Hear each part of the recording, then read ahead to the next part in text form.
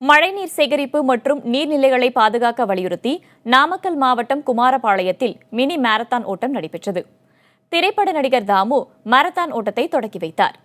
நேதாஜி நகரிலிருந்து குமாரபாளையம் நகரின் முக்கிய சாலைகள் வழியாக நடைபெற்ற மாரத்தான் போட்டி வட்டமலை பகுதியில் முடிவடைந்தது. ஏறத்தாழ 5.5 கிலோமீட்டர் தொலைவுக்கு நடைபெற்ற மாரத்தானில் இளைஞர்கள் 2000க்கும் மேற்பட்டோர் பங்கேற்றனர்.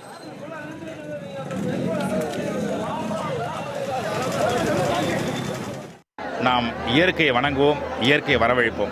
ரெயின் கோவாவே கம் அகைன் அனதர் டேன்னு சொல்லுவாங்க. அது ரொம்ப தவறான கண்ணோட்டம். Rain come today. இன்றைக்கே வரணும் ரெயின். இன்றைக்கே ஏரி குளங்கள் எல்லாத்தையும் நிரப்பணும்.